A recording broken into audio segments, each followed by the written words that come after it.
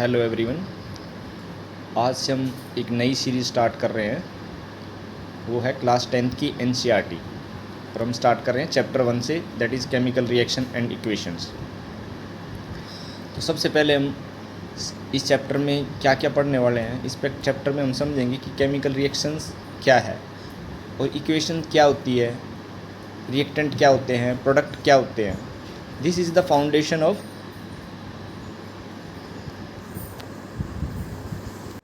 This is the foundation for higher classes. So अभी हम start कर रहे हैं।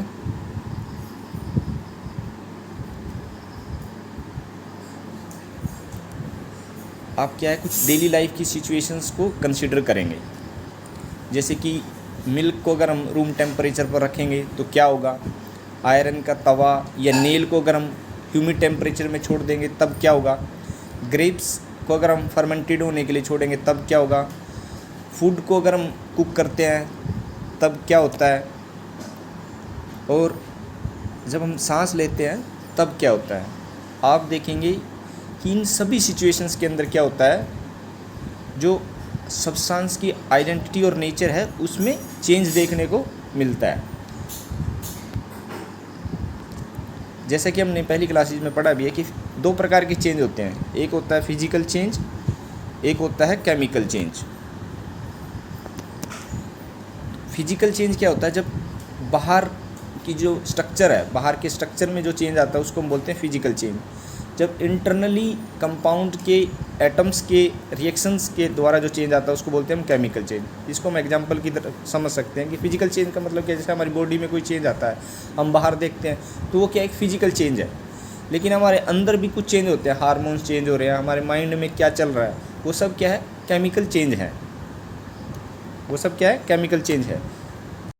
तो केमिकल चेंज के बारे में जैसे अभी हमने पढ़ा, तो केमिकल चेंज क्या होता है, जब भी हम बात करते हैं केमिकल चेंज की तो हम बोलते हैं कि केमिकल रिएक्शन हो रही है।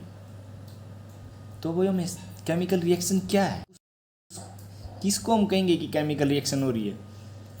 तो अब हम इस चीज़ को समझते हैं कि एक्चुअली में केमिकल रिएक्शन क्या होती है, कब हम बोल सकते हैं कि हाँ केमिकल रिएक्शन हो रही है, हमें कैसे पता चलेगा कि केमिकल रिएक्शन हो रही है।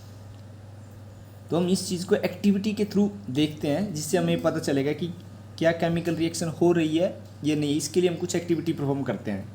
तो आपकी किताब में जो एक्टिविटी दी गई है वो पहली एक्टिविटी है, उसमें क्या बोलते कि आपको एक मैग्नीशियम का रिबन लेना है। आप एक मैग्नीशियम का रिबन लीजिए, उसको अच्छी तरह क्लीन करने के बाद बर्नर की हेल्प से आपको उसको बर्न करना है, और जो भी मटेरियल उसकी एसिड्स वगैरह हैं उसको कलेक्ट करना है। आपको वॉच ग्लास के अंदर आपने कलेक्ट कर लिया है। तो आप क्या देखते हो, आप देखते हो कि जब हम मैग्नीशियम के रिबन को, मैग्नीशियम का जो रिबन है, इस मैग्नीशियम के रिबन को जब हम बर्न करते हैं तो बर्निंग किसकी प्रेजेंस में होती है, ऑक्सीजन की प्रेजेंस में। जब हम मैग्नीशियम के रिबन को बर्न करते हैं ऑक्सीजन की प्रेजेंस में, तो ये क्या बनाता है, ये मैग्नीशियम ऑक्साइड बनाता है। ये क्या बना रहा है, ये बना रहा है मैग्नीशियम ऑक्साइड। तो ये मैग्नीशियम ऑक्साइड बन गया। तो कभी कभी ये क्वेश्चन पूछा जाता है कि अगर हम मैग्नीशियम को, ये हमारे पास मैग्नीशियम है, इसको हम ऑक्सीजन की प्रेजेंस में हीट करेंगे तो ये बन गया मैग्नीशियम ऑक्साइड। अब ये मैग्नीशियम ऑक्साइड बन गया, तो रिएक्शन के दौरान आपने क्या ऑब्जर्व किया कि जब मैग्नीशियम को ऑक्सीजन के साथ रिएक्ट करते हैं तो आपने क्या ऑब्जर्वेशन थी ड्यूरिंग रिएक्शन, वो सब हम देखेंगे। तो जब भी हम मैग्नीशियम को ऑक्सीजन के साथ रिएक्ट कराते हैं तो क्या होता है, रिबन जलने लगता है। और किस तरह की फ्लेम देता है, वाइट फ्लेम आती है। और जो पाउडर बनता है मैग्नीशियम पाउडर, उसका कलर क्या होता है, उसका कलर होता है वाइट। जो पाउडर है उसका कलर क्या है, वाइट। तो जैसे ये क्वेश्चन आपसे एग्जाम में पूछा जा सकता है कि जब मैग्नीशियम को हमने ऑक्सीजन के साथ रिएक्ट किया तो एक जो पाउडर बना है उसका कलर है वाइट, वाइट कलर है। तो उस कंपाउंड का नाम बताइए। तो आपको क्या आंसर देना है, वो कंपाउंड क्या है, मैग्नीशियम ऑक्साइड। ठीक है। जब भी हम मैग्नीशियम को ऑक्सीजन के साथ रिएक्ट कराएंगे, एक प्रोडक्ट या एक कंपाउंड बनता है जिसका जो पाउडर का रंग है, जो कलर है, वो क्या होता है, वाइट। तो आपसे पूछा जाएगा कि उस पाउडर या उस कंपाउंड का नाम बताइए, तो उसका केमिकल नेम या उसका क्या है, मैग्नीशियम ऑक्साइड। ठीक है, नेक्स्ट आगे चलते हैं। अब दूसरी एक्सरसाइज हमारे पास दी गई है कि आप एक लेड नाइट्रेट लेंगे और उसमें पोटेशियम आयोडीन का सॉल्यूशन ऐड करेंगे, तब आप करोगे तो आप क्या ऑब्जर्व करते हो। ऐसे ही हमारे पास तीसरी एक्टिविटी दी गई है। इस तीसरी एक्टिविटी में हमें क्या गया है, एक कोनिकल फ्लास्क, हमने ये फ्लास्क ट्यूब ले ली है। हमें क्या छोटे छोटे जिंक के ग्रेनुअल्स छोटे छोटे लेने हैं, जिंक के ग्रेनुअल्स।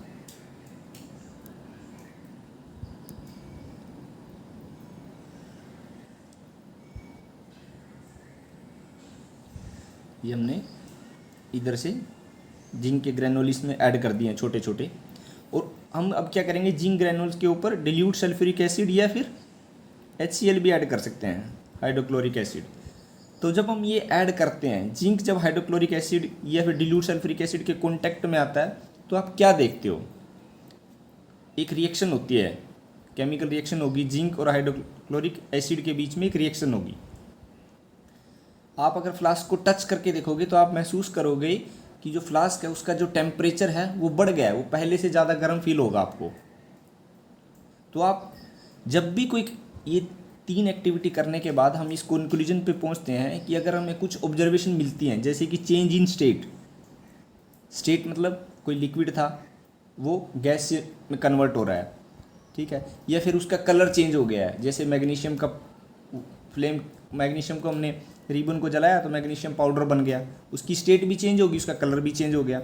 या फिर कोई गैस निकल रही है, जब भी हम जिंक को हाइड्रोक्लोरिक एसिड के साथ रिएक्ट कराएंगे तो हाइड्रोजन गैस रिलीज होगी। अगर हम देख रहे हैं कि कोई गैस निकल रही है, जैसे हम बर्न करते हैं तब भी गैस निकलती है, तो इसका मतलब क्या है, वहाँ पे केमिकल रिएक्शन हो रही है। चेंज इन टेम्परेचर, अगर टेम्परेचर में चेंज आ रहा है तब भी हम मानते हैं कि केमिकल रिएक्शन हो रही है। तो अगर आपको पूछा जाए या आपसे पूछा जाए कि केमिकल रिएक्शन हो रही है, आपको कैसे पता चलेगा, तो कुछ ऑब्जर्वेशंस होती हैं, उन ऑब्जर्वेशंस के बेस पे हम ये मानते हैं कि केमिकल रिएक्शन हो रही है या नहीं हो रही है।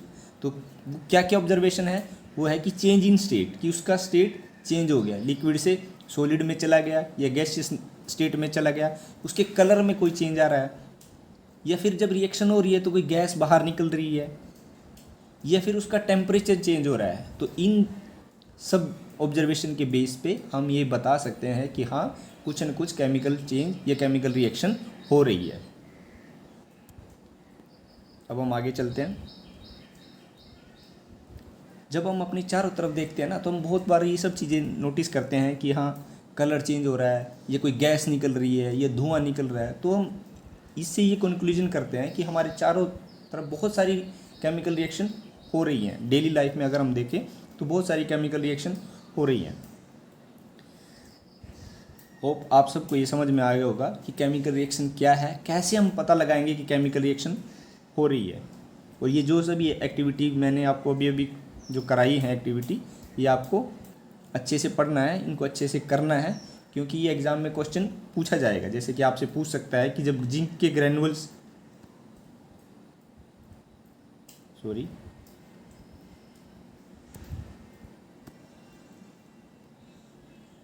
कि जब जिंक के जो ग्रेनुअल्स हैं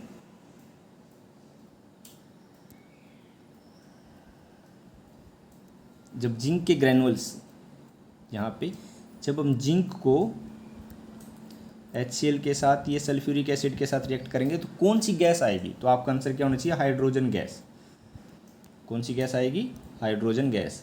जब हम जिंक को हाइड्रोक्लोरिक एसिड या डिल्यूट सल्फ्यूरिक एसिड के साथ रिएक्ट कराएंगे तो कौन सी गैस रिलीज होगी, दैट इज़ हाइड्रोजन गैस।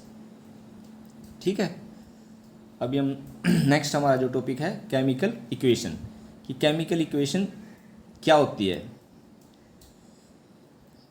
जैसे कि अभी हमने 3 एक्टिविटी की हैं, इन तीनों एक्टिविटी में हमने देखा है कि जब हम मैग्नीशियम को ऑक्सीजन के साथ रिएक्ट कराएंगे तो मैग्नीशियम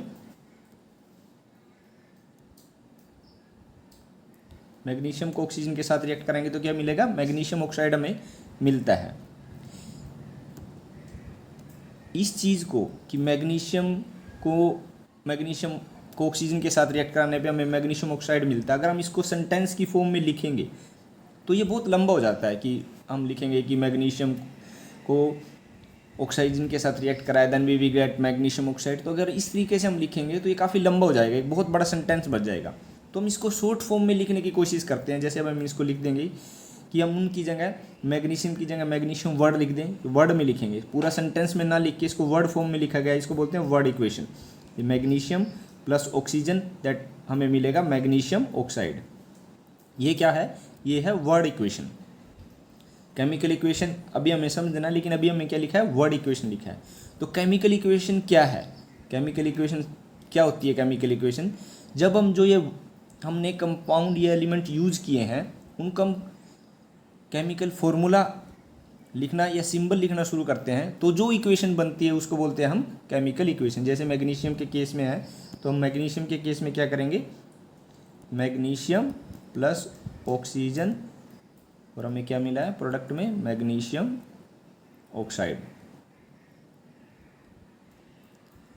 ये हो गया हमारी केमिकल इक्वेशन। क्योंकि हमने इसमें क्या है, इसमें क्या यूज़ किया है? इसमें हमने यूज़ किए थे उनका केमिकल फॉर्मूला। ठीक है, अभी इसमें आपको क्या चीज़ दिखाई दे रही है? आपको दिखाई दे रहा होगा मैग्नीशियम प्लस ऑक्सीजन हमारे लेफ्ट साइड में है और मैग्नीशियम ऑक्साइड को हमने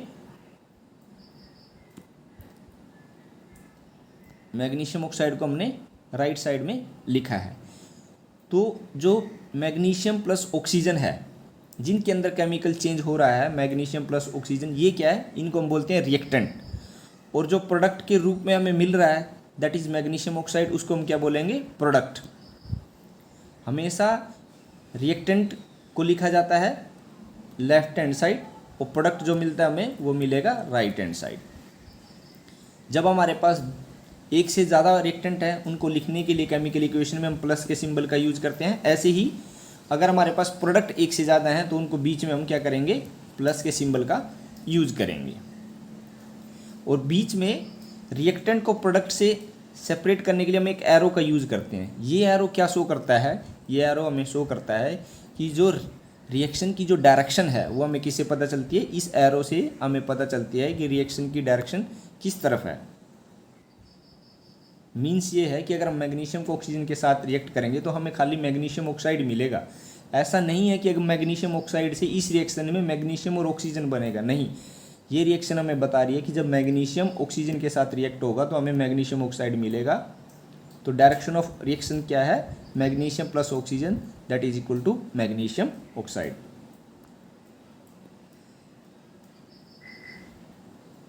आगे चलते हैं। Writing a chemical equation. मैंने अभी आपको समझाया कि केमिकल इक्वेशन का मतलब क्या है। केमिकल इक्वेशन का मतलब है जब हम उसके कंपाउंड या एलिमेंट जो हमने यूज किया है उसका हम क्या करें? फॉर्मूला लिखें, रिप्रेजेंटेटिव फॉर्मूला। जैसे magnesium plus O2 that magnesium oxide. Magnesium oxide मिल गया, तो ये हमारे पास क्या है? ये है केमिकल इक्वेशन। अब क्या करना है हमें? Number of atom of each element on the left hand side and right hand side of the arrow, इसको कैलकुलेट करना है। वो हम आगे देखेंगे कि इक्वेशन को बैलेंस क्या करते हैं। ये जो हमारे पास इक्वेशन है वो क्या दोनों side number of atom, left side और right side number of atom equal हैं? अगर इक्वल होते हैं तो उस इक्वेशन को हम बोलते हैं बैलेंस इक्वेशन। अगर इक्वल नहीं होते तब हम क्या बोलेंगे? उसको बोलते हैं स्केलेटन इक्वेशन। वो अभी हम आगे समझेंगे कि कैसे हम केमिकल इक्वेशन को बैलेंस करते हैं। तो अभी हम नेक्स्ट समझ रहे हैं कि बैलेंस केमिकल इक्वेशन। जैसे मैंने अभी आपको बताया कि बैलेंस केमिकल इक्वेशन का मतलब क्या है कि रिएक्टेंट और प्रोडक्ट में जो भी एटम यूज किए हैं उनकी क्वांटिटी सेम होनी चाहिए। यानी कि लेफ्ट साइड में और राइट साइड में एरो के जो भी हमने एलिमेंट यूज किए हैं नंबर ऑफ एटम उनके सेम होने चाहिए। ऐसा क्यों है? ऐसा क्यों है? क्योंकि हम जानते हैं कि law of conservation of mass क्या कहता है, जो हमने 9th क्लास में पढ़ा है कि mass can neither be created nor be destroyed, it can be converted from one form to another form. ये एनर्जी के लिए भी बोल सकते हैं, मास के लिए भी होते हैं। तो मीन्स ये है कि जो टोटल मास है वो सेम रहता है। कोई भी केमिकल रिएक्शन हो उसका जो टोटल मास है वो सेम रहेगा। जैसे हमने लिखा अभी जिंक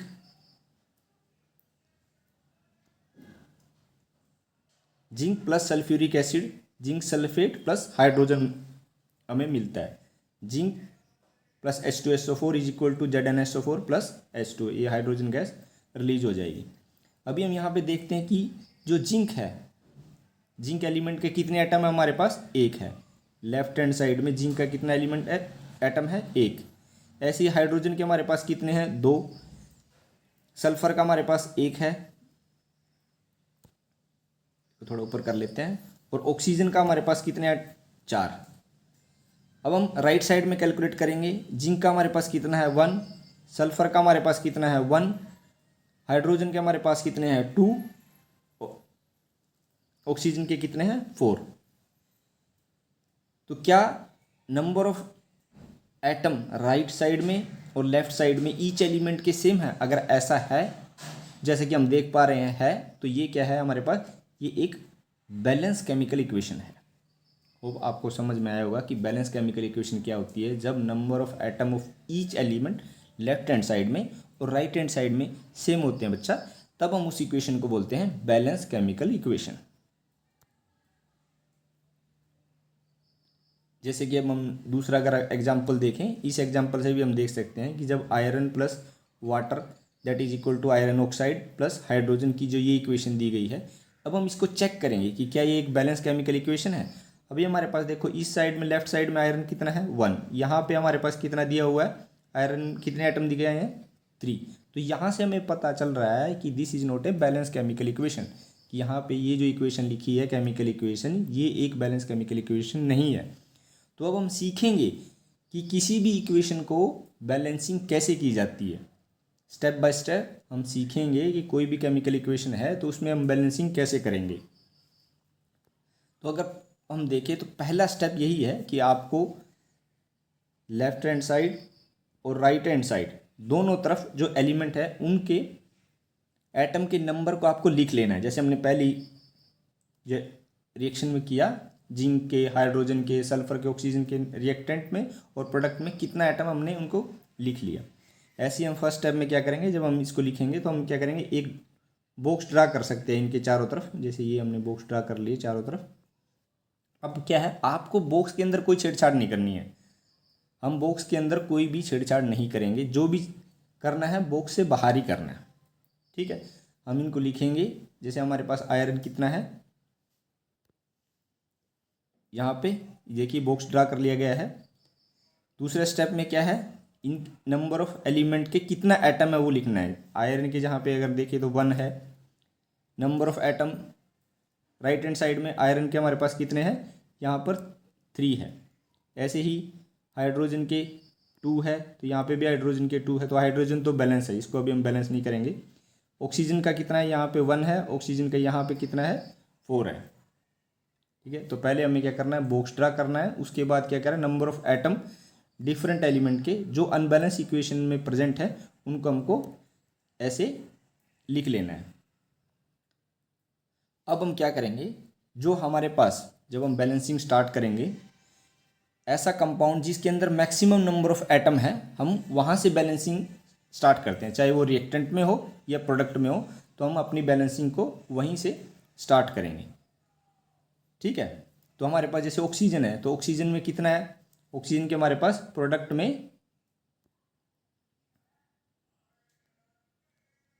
4 दिए हुआ है, तो जबकि रिएक्टेंट में हमारे पास कितना है, 1। तो मैक्सिमम नंबर ऑफ एटम किसके हैं, ऑक्सीजन के। तो हम पहले ट्राई करेंगे कि हम ऑक्सीजन को बैलेंस करें, जैसे कि थर्ड स्टेप में बताया भी गया है। तो इसको बैलेंस करने के लिए हमारे पास क्या है, यहाँ पे 1 है, यहाँ पे 4 है। तो हम इस बॉक्स के बाहर 4 लिख देंगे, ये हमारे पास हो जाएगा 4H2O। तो इस साइड हमारे पास क्या है, ऑक्सीजन कितना हो गया, 4। यहाँ पे भी ऑक्सीजन 4 है, तो यहाँ पे ये तो हो गया, हमने इसको बैलेंस कर लिया है। बट ये स्टेप हमने कर लिया। नेक्स्ट स्टेप में अब हम देखेंगे कि जब इसको हमने बैलेंस किया तो हमारे पास हाइड्रोजन में कितना हो गया बच्चा, हाइड्रोजन का एलिमेंट हो गया 8। यहाँ पे हाइड्रोजन कितना है, 2। ठीक है, जब हमने इस पूरे के पूरे कंपाउंड को 4 से मल्टीप्लाई किया, ऑक्सीजन को तो बैलेंस कर दिया, लेकिन हाइड्रोजन को भी तो 4 से मल्टीप्लाई करना पड़ेगा ना। तो जब हम हाइड्रोजन को 4 से मल्टीप्लाई कर देते हैं तो हाइड्रोजन का एटम हमारे पास कितना हो जाएगा, 8। तो हमारे पास यहाँ पे लेफ्ट साइड में हाइड्रोजन अभी क्या हो गया बैलेंसिंग के दौरान 8, यहाँ पे कितना है 2। तो हम इसको बैलेंस करने के लिए 8 करने के लिए हमें क्या करना पड़ेगा, 4 से मल्टीप्लाई करना पड़ेगा। तो जब हम राइट हैंड साइड में इसको 4 से मल्टीप्लाई कर देंगे तो हमारे पास क्या हो गया, ऑक्सीजन बैलेंस हो गई है और हाइड्रोजन भी बैलेंस हो गई है। तो ऑक्सीजन हमारे यहाँ पे हम 4 लिख देंगे और यहाँ पे भी हम 4 लिख देंगे, ये सब बैलेंस हो गया है। जैसे कि इसमें आप देख सकते हो नेक्स्ट, ये हमने पहले इसको 4 से मल्टीप्लाई किया, फिर नेक्स्ट स्टेप में यहाँ पे क्या है हाइड्रोजन को जैसे ही हमने 4 से मल्टीप्लाई कर दिया है तो उसका यहाँ पे हो गया 8 और यहाँ पे भी हम इसको यहाँ पे भी 4 लिखाएंगे। ठीक है, तो ऑक्सीजन हमने बैलेंस कर दिया है, हाइड्रोजन हमने बैलेंस कर दिया है। अब हमारे पास क्या बच गया है, ओनली आयरन। तो आयरन इस साइड में आयरन कितना है 3 और इधर कितना है आयरन 1। तो इसको हम क्या करेंगे, नेक्स्ट स्टेप में इसको हम 3 से मल्टीप्लाई कर देंगे, इसके सामने 3 लिख देंगे। तो हमारे पास क्या हो जाएगा, यहाँ पे भी 3 हो जाएगा, रिएक्टेंट की साइड में भी 3 आयरन और यहाँ पे प्रोडक्ट में भी आयरन के 3 ही एटम हो जाएंगे। तो हमारी रिएक्शन क्या हो जाएगी, बैलेंस हो जाएगी। जैसे कि अभी देख सकते हैं कि इक्वेशन क्या होगा, आयरन है हमने 4H2 लिख दिया है, यहाँ पे ऑक्सीजन को 4 कर दिया है। यही स्टेप इसमें समझाया गया है, धीरे धीरे करके हमने एक एक करके इस सबको बैलेंस कर दिया। लास्ट में आपको चेक करना है कि जो इक्वेशन है क्या वो सच में बैलेंस हुई है, जैसे अभी हम यहाँ पे देख पा रहे हैं। आपको इसको धीरे धीरे प्रैक्टिस करना है, आप प्रैक्टिस से सब कुछ सोल्व कर लोगे। ठीक है, अपने आप पे विश्वास रखना है बच्चा। और ये सब आसान है, बिल्कुल ही आसान है, कोई ज़्यादा है नहीं। बहुत लोगों को लगता है कि ये फॉर्मूलेज ये सब कैसे करेंगे, आप धीरे धीरे प्रैक्टिस करेंगे। कंसेप्ट को समझने की कोशिश करना है कि हम बैलेंसिंग को कैसे करना है। हर एक एटम, सबसे पहले क्या है, केमिकल इक्वेशन लिखी आपके सामने, आपको एक एक रिएक्टेंट को में स्क्वायर में एक बॉक्स बना के उसको बंद कर देना है। बॉक्स के अंदर कोई भी छेड़छाड़ नहीं करनी है। फिर जो एलिमेंट है उसके एटम देखने हैं, राइट हैंड साइड में कितने हैं और हमारे पास लेफ्ट हैंड साइड में कितने हैं, उनको लिख लेना है। फिर जो हमारे पास एक ऐसा एटम एलिमेंट है जिसके एटम की संख्या सबसे ज़्यादा है, जैसे इसमें ऑक्सीजन है, तो हमको सबसे पहले उसको बैलेंसिंग स्टार्ट करनी है। उसकी बैलेंसिंग के दौरान क्या होता है, कुछ कभी कभार क्या दूसरा एलिमेंट के एटम की बैलेंसिंग बढ़ जाएगी। जैसे हमारे पास वैसे तो हाइड्रोजन का कितना था, 1 था, लेकिन जब हम ऑक्सीजन को बैलेंस करने के लिए गए तो हमारे पास क्या हो गया, हाइड्रोजन इस साइड 8 हो गए। ठीक है, तो प्रोडक्ट में भी हाइड्रोजन 8 लेके आने हमें, तो हमने इसको क्या किया 4 से मल्टीप्लाई कर लिया। तो बस हमें यही ध्यान रखना है, बिल्कुल धीरे धीरे करना है और आप इसको आसानी से कर लोगे। अभी नेक्स्ट स्टेप में क्या है, writing symbol of physical state. Last में क्या है, जैसे अभी हमने ये रिएक्शन अभी देखी है, इस रिएक्शन के दौरान हमें बिल्कुल भी नहीं पता चल रहा कि यहाँ पर ये जो H2O लिखा हुआ है ये लिक्विड है या सॉलिड यानी कि आइस के रूप में है या गैसीय स्टेट में है।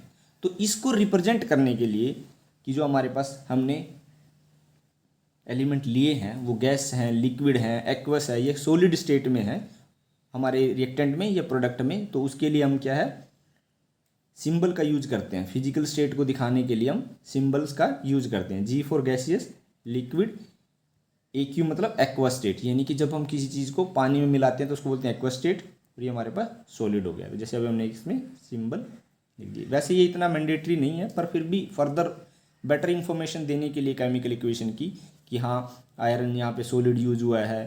देखो ये गैसियस है, H2O गैसियस का मतलब क्या, यानी कि स्टीम, आयरन को हमने स्टीम में डाला है, जब हमने उसको गर्म किया पानी को तो तब केमिकल रिएक्शन स्टार्ट हुई है। आगे चलते हैं। ऐसे ही रिएक्शन दी हुई है, जैसे CO है, कार्बन मोनोऑक्साइड है, कार्बन मोनोऑक्साइड को क्या है हाइड्रोजन के साथ रिएक्ट करा दिया। ठीक है, तो हमारे पास ये कंपाउंड बन गया। अब आपको इसको बैलेंसिंग करना है, ये आपको क्या खुद से करना, जब तक आप खुद से नहीं करोगे तब तक आप ये बैलेंसिंग करना बहुत ही डिफिकल्ट लगेगा, लेकिन जब आपसे खुद से प्रैक्टिस करोगे तब आप समझोगे। आपको बस स्टेप को ध्यान रखना है कि क्या करना है। पहले स्टेप में बॉक्स बनाना है, दूसरे स्टेप्स में एटम्स एलिमेंट के ईच एटम को लिख देना है, फिर तीसरे स्टेप्स में क्या मैक्सिमम एटम जिस एलिमेंट के उसको पहले बैलेंसिंग करना है। ठीक है, तो ये सब हम स्टेप आपको डिस्कस कर चुके हैं। हाँ, जो ये रिएक्शन दी हुई है ये वैसे आपने पढ़ी भी होगी।